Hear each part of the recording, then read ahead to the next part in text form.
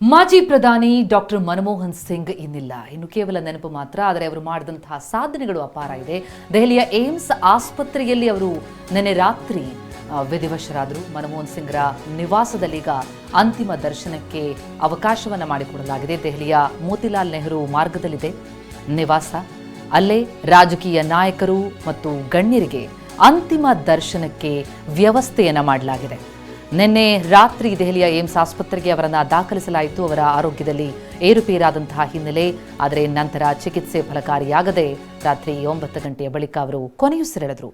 ಈಗ ಅವರ ನಿವಾಸದಲ್ಲೇ ಅವರ ಅಂತಿಮ ದರ್ಶನಕ್ಕೆ ಗಣ್ಯರಿಗೆ, ರಾಜಕೀಯ ನಾಯಕರಿಗೆ ಅವಕಾಶವನ್ನು ಕೊಡಲಾಗಿದೆ.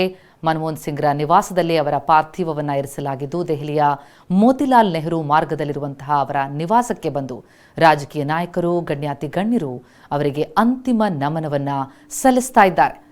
ಇವತ್ತು ಅಂತಿಮ ದರ್ಶನಕ್ಕೆ ಅವರ ನಿವಾಸದಲ್ಲೇ.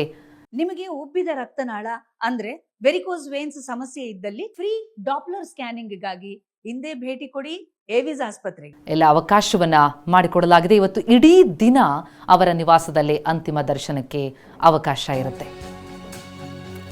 ನಾಳೆ ಎಐಸಿಸಿ ಕೇಂದ್ರ ಕಚೇರಿಯಲ್ಲಿ ಅಂತಿಮ ದರ್ಶನಕ್ಕೆ ವ್ಯವಸ್ಥೆಯನ್ನು ಕೂಡ ಕಲ್ಪಿಸಲಾಗಿದೆ. ನಾಳೆ ಸಕಲ ಸರ್ಕಾರಿ ಗೌರವಗಳೊಂದಿಗೆ ಅಂತ್ಯ ಸಂಸ್ಕಾರವನ್ನ ನೆರವೇರಿಸಲಾಗುತ್ತೆ.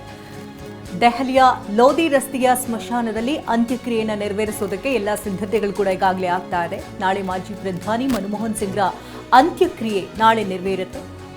ಸಕಲ ಸರ್ಕಾರಿ ಗೌರವಗಳೊಂದಿಗೆ ಅಂತ್ಯ ಸಂಸ್ಕಾರವನ್ನ ಮಾಡಲಾಗುತ್ತೆ. 2 ಬಾರಿ ಪ್ರಧಾನಿಯಾಗಿದ್ದಂಥ ಮನಮೋಹನ್ ಸಿಂಗ್ ವಿಧಿವಶರಾದಂಥ ಬೆನ್ನಲ್ಲೇ ಹಲವು ನಾಯಕರು ಈಗಾಗಲೇ ಅಂತಿಮ ದರ್ಶನವನ್ನು ಪಡೆದುಕೊಳ್ಳುವ ಸಲುವಾಗಿ ಅವರ ನಿವಾಸದತ್ತ ದೌಡಾಯಿಸ್ತಾ ಇದ್ದಾರೆ.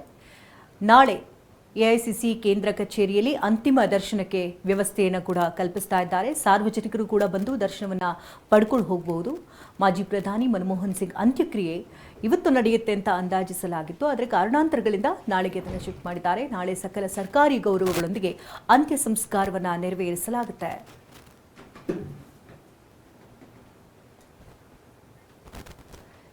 ಮನಮೋಹನ್ ಸಿಂಗ್ ಅವರ ಭಾರತದ ಬದಲಾವಣೆಯನ್ನು, ಆರ್ಥಿಕ ದಿಕ್ಕನ್ನು ಬದಲಾಯಿಸಿದಂಥ ಒಬ್ಬ ವಿಶ್ವಪ್ರಖ್ಯಾತ ಆರ್ಥಿಕ ತಜ್ಞ ನಾವು ಇವತ್ತು ಕಳ್ಕೊಂಡಿದ್ದೇವೆ. ಡಾಕ್ಟರ್ ಮನಮೋಹನ್ ಸಿಂಗ್ ಅವರು ನಿನ್ನೆ ಕೊನೆಯ ಉಸಿರನ್ನು ಎಳೆದಿದ್ದಾರೆ. ನಮ್ಮೆಲ್ಲರಿಗೂ ಬಹಳಷ್ಟು ನೋವಾಗಿದೆ, ದುಃಖ ಆಗಿದೆ.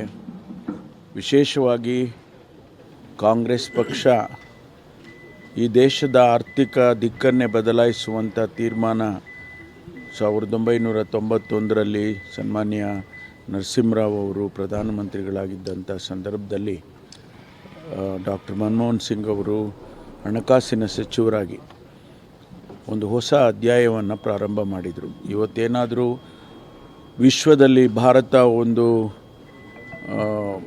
ಆರ್ಥಿಕತೆಯಲ್ಲಿ ಹೆಸರನ್ನು ಪಡ್ಕೊಂಡಿದ್ದರೆ, ಅಥವಾ ಅತ್ಯಂತ ವೇಗವಾಗಿ ಬೆಳೀತಕ್ಕಂಥ ಒಂದು ಆರ್ಥಿಕತೆ ಭಾರತದ್ದು ಅಂತ ಹೇಳಬೇಕಾದ್ರೆ ಅದಕ್ಕೆ ಮೂಲ ಕಾರಣ ಡಾಕ್ಟರ್ ಮನಮೋಹನ್ ಸಿಂಗ್ ಅವರು.